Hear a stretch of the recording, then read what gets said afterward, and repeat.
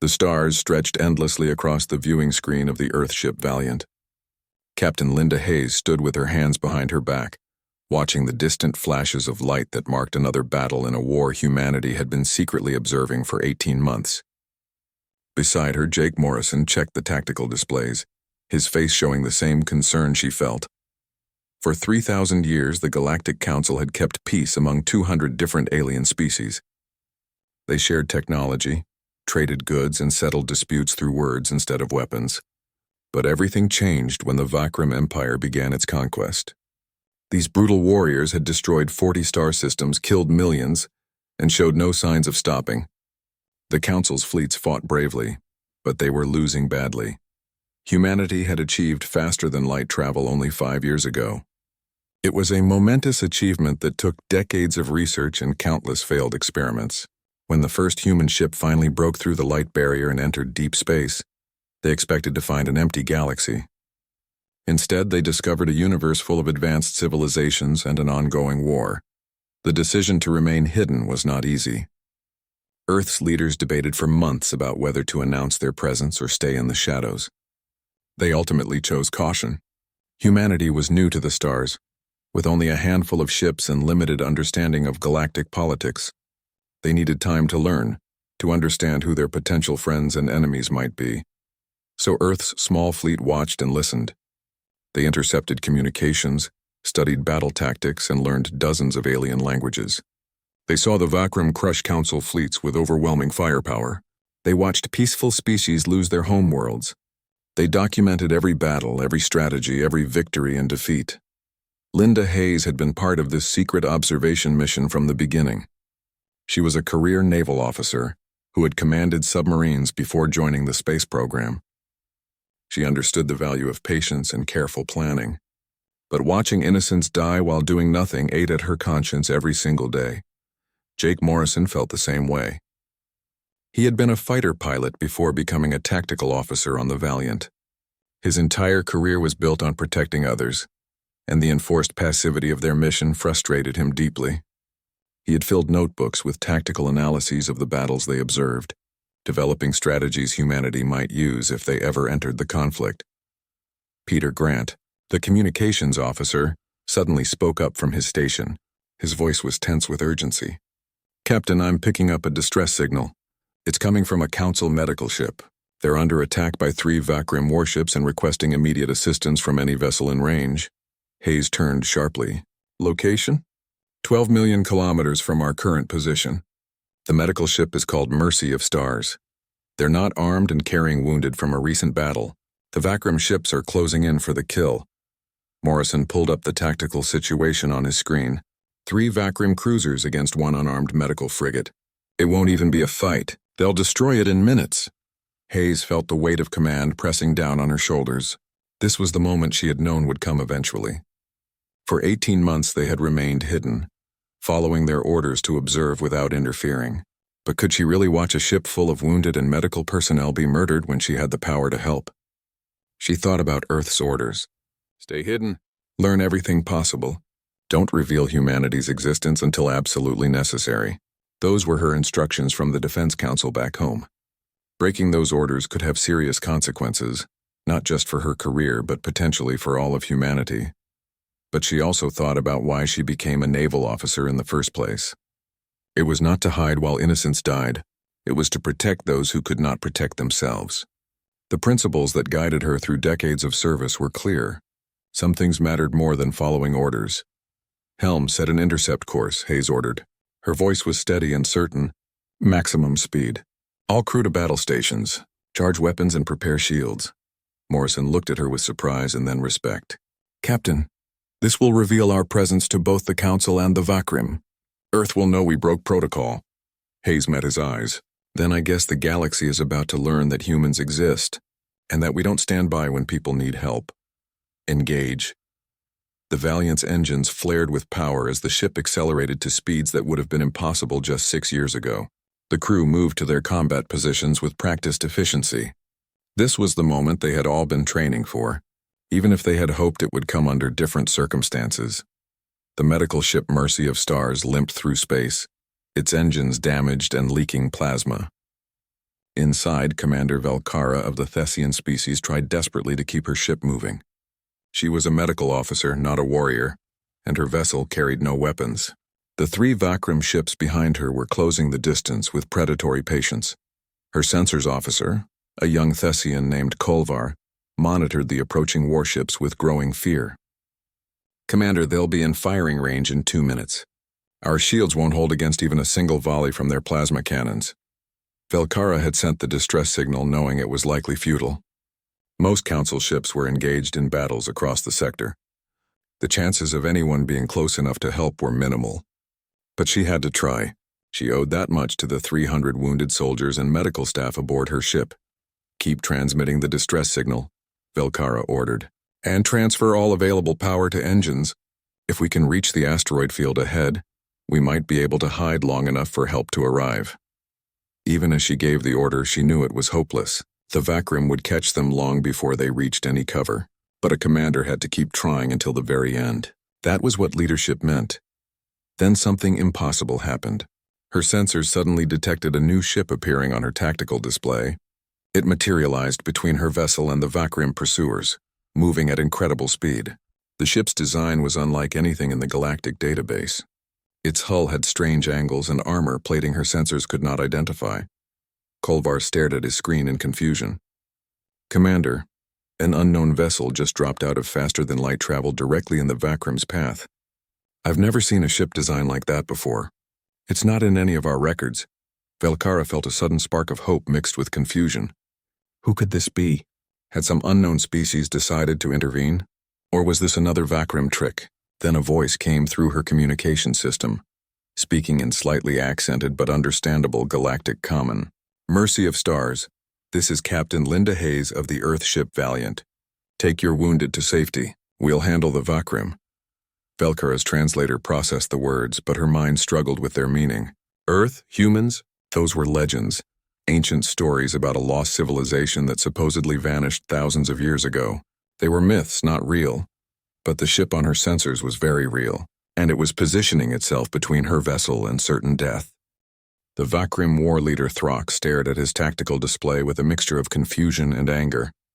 A ship of unknown design had just appeared directly in his path, blocking access to the fleeing medical vessel. His sensors could not identify the ship's origin or capabilities, which irritated him greatly. The Vakram prided themselves on knowing everything about their enemies. "Scan that vessel," Throck commanded his sensor officer. "Identify its species and combat capability immediately." The sensor officer worked frantically at his console. "War leader, the ship does not match any design in our database. Its hull composition is strange. Our sensors cannot penetrate its armor effectively. I cannot provide accurate readings," Throck growled in frustration. The unknown ship was significantly smaller than his cruisers, which suggested it posed little threat. Probably some foolish species trying to play hero. The Vakram had crushed countless such attempts during their conquest campaigns. He opened a communication channel to the strange vessel. "Unknown ship, you have interfered with Vakram military operations. Identify yourself immediately or be destroyed." Captain Hayes stood on the bridge of the Valiant, listening to the translation provided by their artificial intelligence. The AI had learned Galactic Common from months of intercepted communications. She exchanged a glance with Morrison, who stood ready at the tactical console. "This is Captain Linda Hayes of the Earthship Valiant. You are attacking an unarmed medical vessel. Cease your pursuit immediately and withdraw from this area." Throck laughed, the sound harsh and mocking. "Earth? Humans? Those are myths, stories told to children. You use false names to frighten us. The Vakram fear nothing. You have one chance to surrender your ship. After that, we will take it by force." Hayes felt her jaw tighten. She had spent her entire career trying to resolve conflicts peacefully when possible. But she also knew that bullies only understood strength. Words would not stop the Vakram today. "Mr. Morrison, are weapons ready?" she asked. Morrison's fingers moved across his console. "All railgun batteries charged and locked on target. Missile tubes loaded. Shield generators at full power. We're ready, Captain. Target the lead ship's weapon systems. Show them we're serious, but try not to kill anyone if we can avoid it." "Understood. Firing now." The Valiant's railgun batteries unleashed their first volley.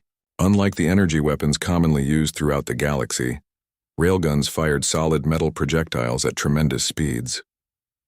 The physics were simple but brutally effective. A dense slug moving at a significant fraction of light speed carried devastating kinetic energy. The projectiles crossed the distance between ships in seconds. Thruk's shields, designed to deflect energy beams and plasma bolts, offered almost no resistance to solid matter moving at such velocity. The metal slugs punched through the energy barriers like they were not even there.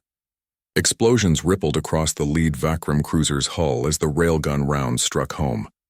Weapon emplacements shattered under the impacts. Armor plating crumpled and tore. Secondary explosions erupted as ammunition stores detonated. In less than 10 seconds, the Vakram ship's entire offensive capability was reduced to smoking wreckage. Thruk grabbed his command chair as his ship shuddered from the impacts. Alarms screamed throughout the bridge. Damage reports flooded in from every section. His weapons officer stared at his console in disbelief. War leader, all forward plasma cannons destroyed. Portside batteries offline. We've lost 70% of our offensive capability. How? Thruk demanded. Our shields should have stopped those weapons. They were not energy weapons, war leader. They were solid projectiles. Kinetic rounds. Our shields are not designed to stop physical matter moving at those speeds. The other two Vakram ships immediately opened fire on the Valiant. Plasma beams lanced through space, striking the human ship's shields. The energy weapons were powerful, capable of melting through standard armor plating in seconds. But the Valiant's shields were not standard. Human engineers had developed adaptive shielding technology that could analyze incoming weapons and adjust its defensive parameters in real time. As the Vakram plasma hit the shields, the AI system studied the energy signatures, frequencies, and power levels. Within milliseconds, the shields modified themselves to better deflect that specific type of weapon. Morrison watched his defensive readings with satisfaction. Their plasma cannons are strong but predictable. Our shields are adapting to the attack patterns. We can handle this level of firepower. Return fire on the second ship, Hayes ordered. Same targeting priority. Weapons only. The Valiant launched a spread of missiles. These were not simple explosive devices, but sophisticated weapons equipped with advanced guidance systems and electromagnetic warheads. The Vakram point defense systems managed to intercept 2 missiles, destroying them before impact. The remaining 4 missiles reached their target. Rather than exploding conventionally, the missiles detonated their electromagnetic pulse warheads. Powerful waves of electromagnetic energy cascaded through the second Vakram ship's systems. Circuits overloaded and fried. Computer systems crashed. Power grids collapsed. In moments, the entire ship went dark, drifting helplessly in space. Thruk watched in growing horror as his small squadron was systematically dismantled by a single unknown vessel. This was impossible. The Vakram were the galaxy's premier warriors. They had conquered 40 systems through superior military might. Yet this lone ship was defeating them with ease. All ships concentrate all fire on the unknown vessel, Thruk commanded. Maximum power. Destroy it now. His remaining functional cruiser maneuvered alongside his damaged flagship. Both vessels unleashed everything they had at the Valiant. The combined firepower was tremendous, more than enough to overwhelm most ships in the galaxy. The Valiant shuddered under the assault. Warning lights flashed across multiple consoles. The shield generator strained against the massive energy input. But the shields held, dispersing and absorbing the plasma fire. Hayes remained calm despite the ship shaking around her. Helm, bring us about.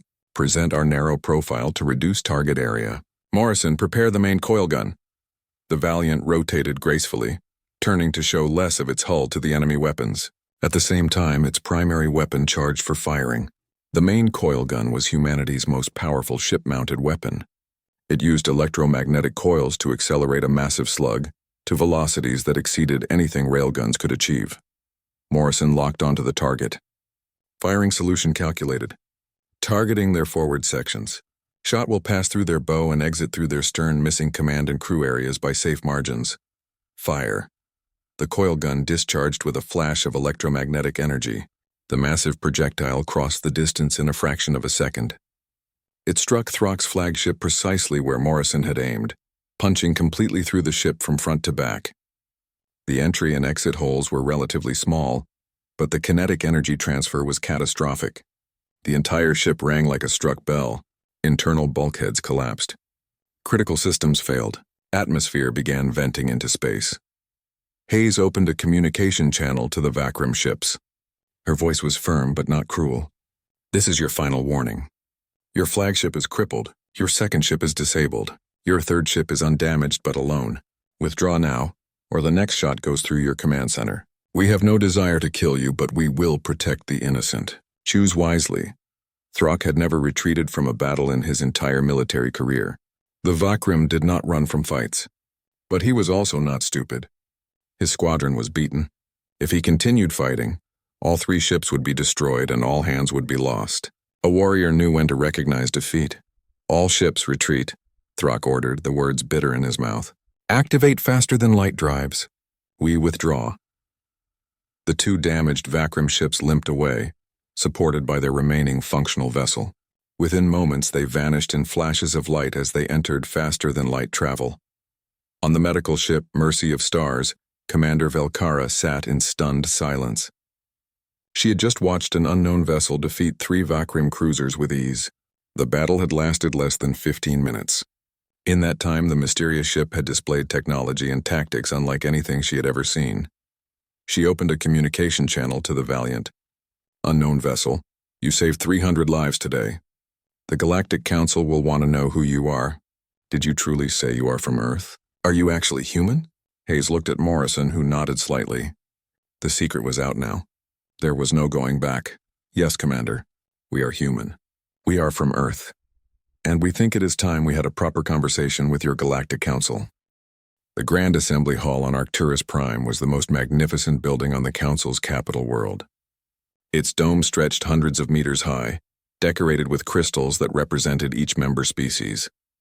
Today, every seat was filled as representatives from 200 civilizations gathered to meet the humans. Captain Linda Hayes walked beside Ambassador Carlos Rivera through the massive entrance. Rivera was a career diplomat who had been hastily appointed as humanity's first official representative to the galactic community. Behind them came Jake Morrison and several other human officers. They all wore their dress uniforms, representing Earth with as much dignity as possible. Commander Velkara met them at the entrance. In the 3 days since the battle, she had become an informal liaison between humanity and the Council. She had spent hours talking with the humans, learning about Earth and trying to understand these newcomers. The Council is eager to meet you, Velkara said, as she guided them through gleaming corridors. But I must warn you, there is much debate about what your arrival means. Some see you as saviors. Others fear you might be another threat. Rivera nodded. We expected mixed reactions. Fear of the unknown is natural. We just hope to show them that humans can be trusted allies. They entered the assembly hall, and the noise of conversation immediately stopped. Hundreds of alien eyes turned to look at the humans. Hayes felt the weight of those stares but kept her expression calm and confident. She had faced down Vakram warships. She could handle a political assembly. High Chancellor Zephyron sat on the elevated central platform.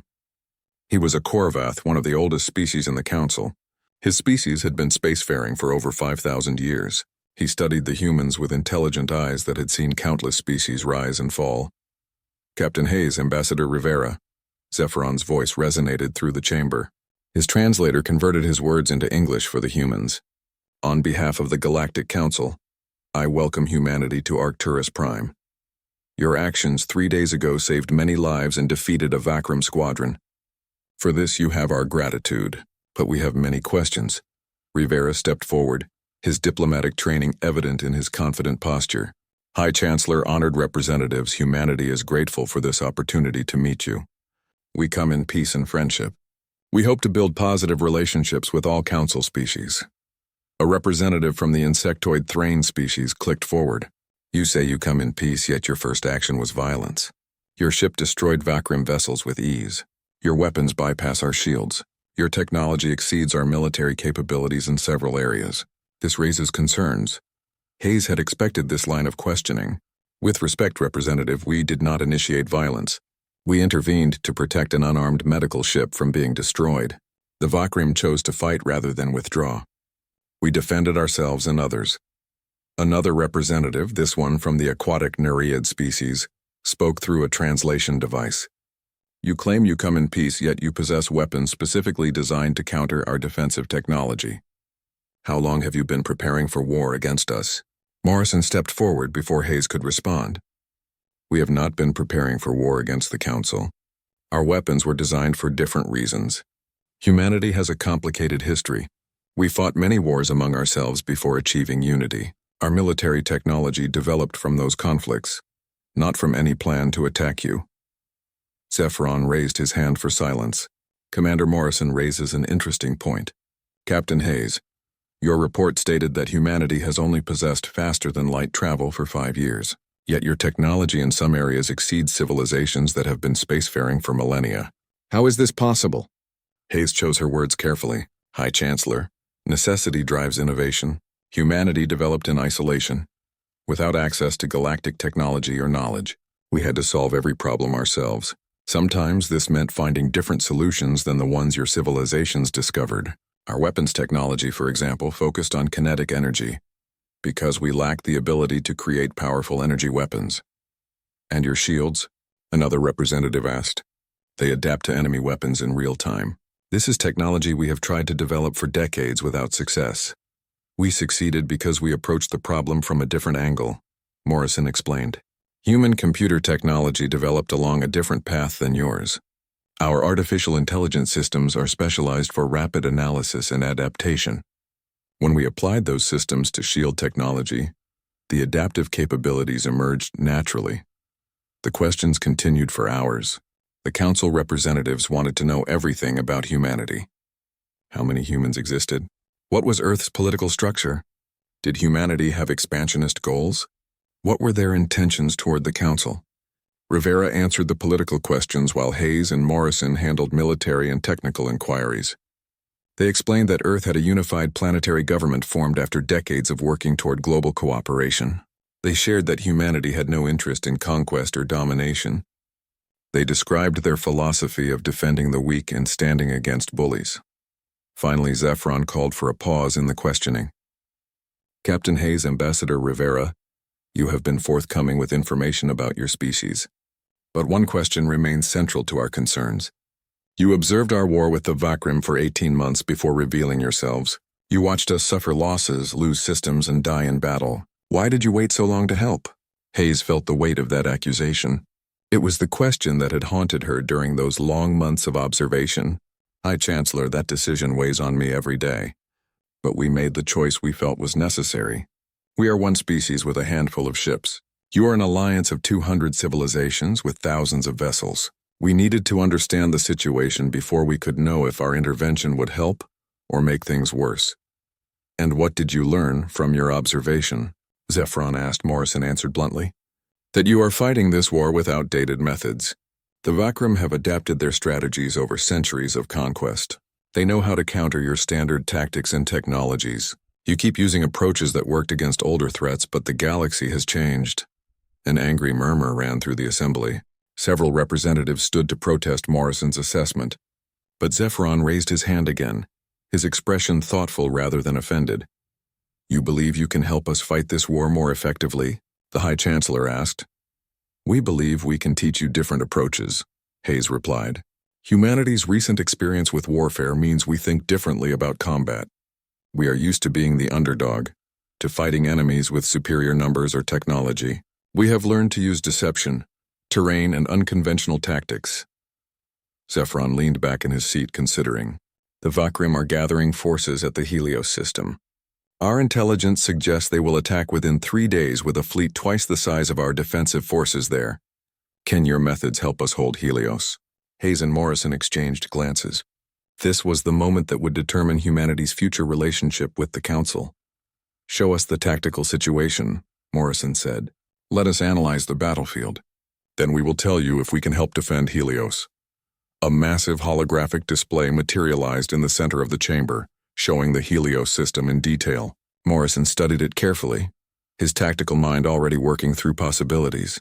He could see immediately that the Council forces were positioned incorrectly, leaving themselves vulnerable to exactly the kind of massed assault the Vakrim preferred. Over the next hour, Morrison outlined a radical defensive plan. He proposed abandoning traditional defensive formations and instead using ambush tactics, taking advantage of the system's asteroid fields and planetary bodies for concealment. He suggested dividing forces to create multiple threat vectors, rather than concentrating in one obvious location. Many council representatives objected, saying the plan violated established military doctrine. But others listened with growing interest. The traditional approaches had been failing for years. Maybe it was time to try something different. When Morrison finished his presentation, Zephron sat in silence for a long moment. Then he looked at his fellow council elders and saw uncertainty mixed with desperate hope. Captain Hayes, Commander Morrison, the council grants you temporary authority to coordinate the defense of Helios system alongside our forces. If your methods succeed, we will discuss a formal alliance with humanity. If they fail, the council will reconsider whether contact with your species is beneficial. Hayes nodded, accepting the weight of that responsibility. Helios will not fall, High Chancellor. We will make certain of it. As the humans left the assembly hall, Velkara caught up with them. I hope you understand what you have committed to. If Helios falls under your guidance, many council members will blame humanity. You could become enemies rather than allies. Hayes met her gaze steadily. Then we had better make sure Helios does not fall. Admiral Krentar stood rigid on the bridge of his flagship, the Eternal Guardian. He was a Valachian, a species known for their methodical approach to military operations. The idea of abandoning his defensive position around Helios Prime went against every instinct he had developed over 40 years of military service. You want me to hide my fleet in an asteroid field? Krentar said, his four eyes blinking in sequence. You want me to abandon the planet I am sworn to protect? Captain Hayes understood his reluctance. She had felt similar resistance to unconventional tactics early in her career. Admiral, we are not abandoning Helios Prime. We are defending it more effectively by not being exactly where the Vakrim expect you. Commander Rick Chen of the Earthship Guardian joined the conversation. Admiral, think of it like submarine warfare. The hunter who is seen first usually loses. The hunter who remains hidden controls the engagement. Krentar's translator struggled slightly with the concept of submarines, but he grasped the basic principle. You believe the Vakrim will not simply bypass my hidden fleet and attack the planet directly? Morrison brought up tactical displays showing previous Vakrim battles. Admiral, look at these engagements from the past year. In every single case, when the Vakrim encountered defensive forces, they engaged those forces first before moving on to planetary targets. Their military doctrine does not allow them to leave active enemy fleets behind their lines. They view it as a tactical weakness. And if you are wrong? Krentar asked. If they ignore my ships and attack Helios Prime while my fleet is hiding in asteroids? Then we engage them from behind while the Valiant and the planetary defenses hit them from the front, Hayes replied. But they will not ignore you, Admiral.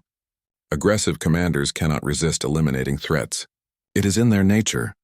Over the next 2 days, the combined Council and human forces prepared for battle. The Council fleet of 60 ships split into 2 groups.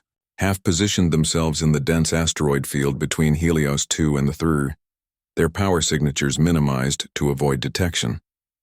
The other half hid behind the largest moon of Helios 5, using the satellite's mass to mask their presence.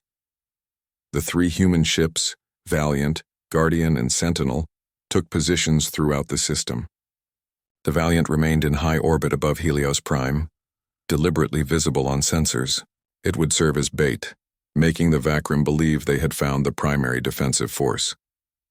Commander Sophie Blake of the Sentinel checked her weapons systems for the 10th time. Her ship was nestled deep in the asteroid field with 30 Council vessels. She had never been in a major battle before, and the waiting was testing her nerves. All ships maintain communication silence. Morrison's voice came through the secure channel. The Vakrim should arrive within the hour. Remember, do not power up weapons or engines until Captain Hayes gives the signal. The surprise is everything.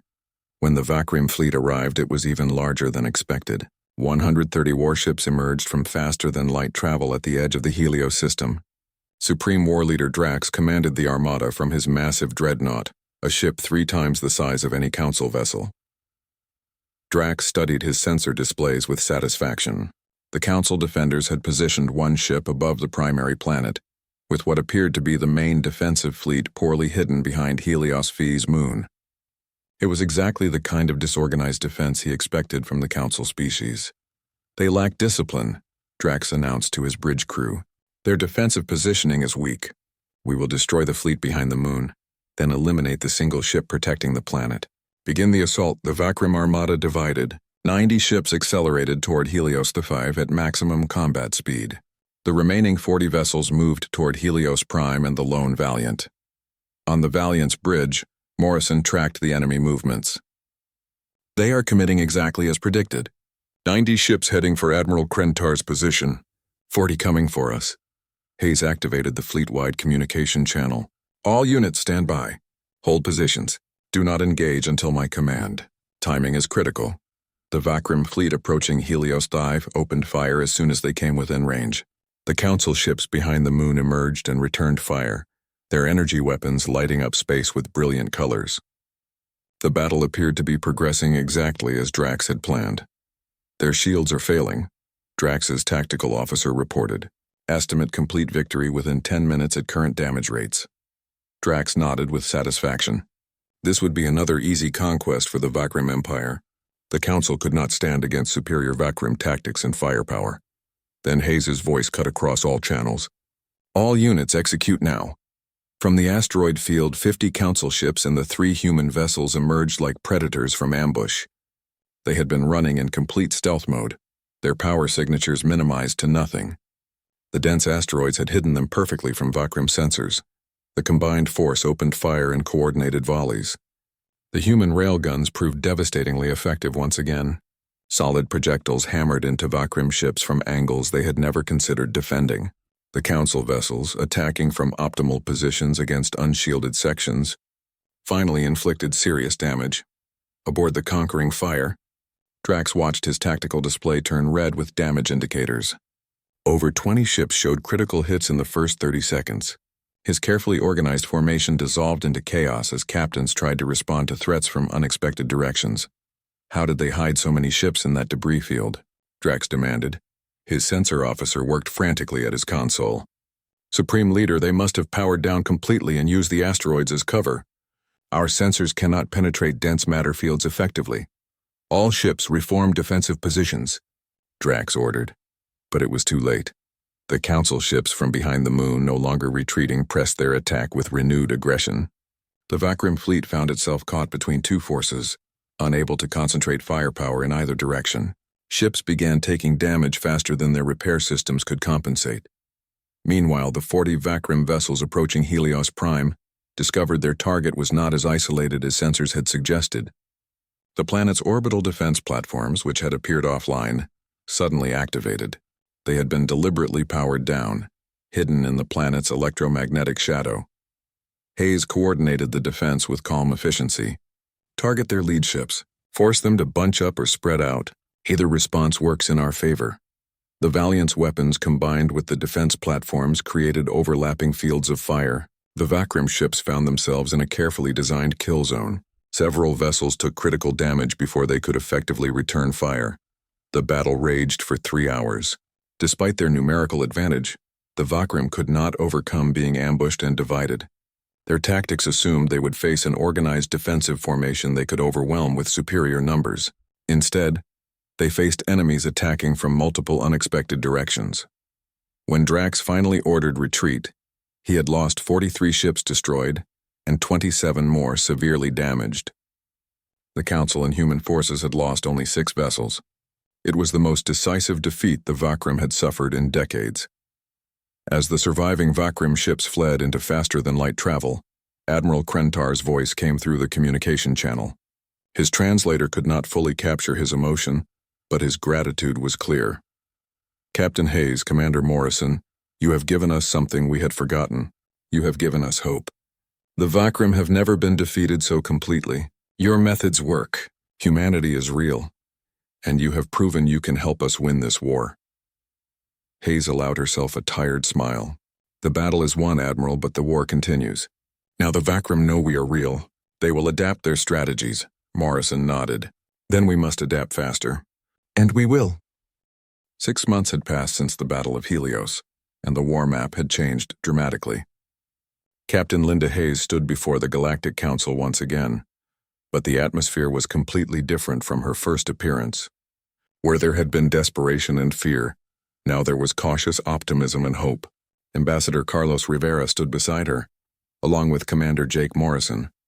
Behind them, a massive holographic display showed the updated territorial map. 3 previously conquered systems had been liberated from Vakrim control. The Vakrim advance had not just stopped, but had been reversed for the first time in decades. High Chancellor Zephyron addressed the packed assembly hall. Members of the Council, we gather to vote on a proposal that seemed impossible 1 year ago. Earth requests formal admission to the Galactic Council. Additionally, humanity proposes creating a joint strategic command to coordinate our military efforts. Rivera stepped forward, his diplomatic experience evident in his confident bearing. Honored members, humanity comes before you not as conquerors or saviors, but as partners. We bring our knowledge, our technology, and our different perspective, but we also come to learn from your wisdom, your cultures, and your commitment to peace. A representative from the reptilian Dracon species rose to speak. Ambassador Rivera, your contributions cannot be denied. The Battle of Helios changed everything. Your training programs have revolutionized our tactics, but concerns remain. Humanity is young and aggressive. Your history involves terrible wars. How can we trust you will not become another Vakrim empire? Hayes had expected this question. It was fair and reasonable. Representative, you are right to be cautious. Humanity's history includes many wars and mistakes, but it also includes learning from those mistakes. We fought devastating conflicts among ourselves. From that pain, we built a unified world government dedicated to cooperation and peace. Morrison added, the difference between humanity and the Vakrim is not that we lack aggression. It is what we choose to do with it. We channel our competitive nature into innovation, exploration, and defense of those who cannot defend themselves. We fight when we must, but we always remember that the goal is peace. Commander Velcara, who had become a strong advocate for human membership, addressed the assembly. I have fought beside humans in multiple battles. I have seen their courage and their compassion. They risk their lives to save ours. They teach us new methods but also learn from us. This is not the behavior of conquerors. The debate continued for hours. Some representatives remained worried about admitting such a militarily powerful species. Others argued that humanity had arrived exactly when the Council needed help most.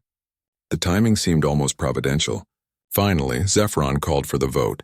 All those in favor of admitting Earth to the Galactic Council with full membership rights? The holographic display began tallying votes. Green lights representing affirmative votes appeared across the screen. Some red lights flickered up indicating opposition, but green quickly dominated. The motion passes with 167 votes in favor, 33 against, Zephyron announced. Earth is hereby welcomed as the 201st member of the Galactic Council. The assembly erupted in a mixture of sounds as different species expressed approval in their various ways. Hayes and Rivera maintained diplomatic composure despite their excitement. This was the moment humanity had been working toward. Zephyron raised his hand for silence. We now vote on the establishment of Joint Strategic Command under combined leadership. This vote was closer, with more representatives expressing concern about changing military command structures. But the recent victories spoke louder than tradition. The motion passed. Commander Jake Morrison was appointed Chief Tactical Officer of the new Joint Strategic Command, working alongside Admiral Krentar as Joint Commander. Together, they would coordinate Council military operations using combined human and alien expertise. In the weeks and months that followed, humanity's role in galactic affairs expanded rapidly. Earth's shipyards began producing vessels that combined human and galactic technology. The new ships incorporated human kinetic weapons and adaptive shields with alien faster-than-light drives and energy systems. Lieutenant Kate Sullivan led an engineering team that revolutionized Council shield technology. Working with a Thessian physicist named Korval, they created shields that could effectively defend against both energy and kinetic weapons. The breakthrough came from combining human computer systems with alien energy manipulation techniques. Human tactical academies opened on multiple Council worlds. Officers from dozens of species learned about asymmetric warfare, ambush tactics, and adaptive strategy. The humans emphasized flexibility and creativity over rigid doctrine. The war against the Vakrim continued, but the momentum had shifted completely. Vakrim forces found themselves fighting an enemy that refused to engage on their terms. Every battle involved surprises, unconventional approaches and combined tactics from multiple species working together. 1 year after humanity revealed itself, Captain Hayes commanded a new vessel called the Defiance. It was a joint construction, built by both human and alien engineers. The ship represented the best technologies and ideas from multiple civilizations. Admiral Krentar served as her second-in-command. The Valachian officer had become a close friend over months of working together. They stood on the bridge together, watching a fleet of 200 ships prepare for battle. "I sometimes wonder if the old legends were actually prophecies," Krentar said thoughtfully. "Stories about a warrior race that would emerge when the galaxy needed them most." Hayes laughed softly. "We are not mythical warriors, Admiral. We are just people who could not stand by and watch others suffer when we had the power to help." "Perhaps that is exactly what makes you warriors," Krentar suggested. "Not your weapons or tactics, but your willingness to fight for others." On the main view screen, the assembled fleet moved in formation. Ships from dozens of species flew together, united in common purpose. Human vessels mixed seamlessly with council ships. Their crews had trained together, fought together, and learned to trust each other completely.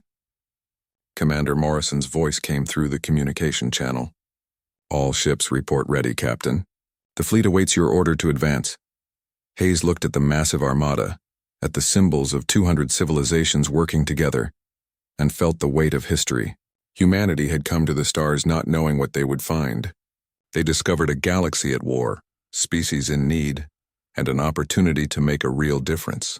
"All ships, this is Captain Hayes of the Defiance.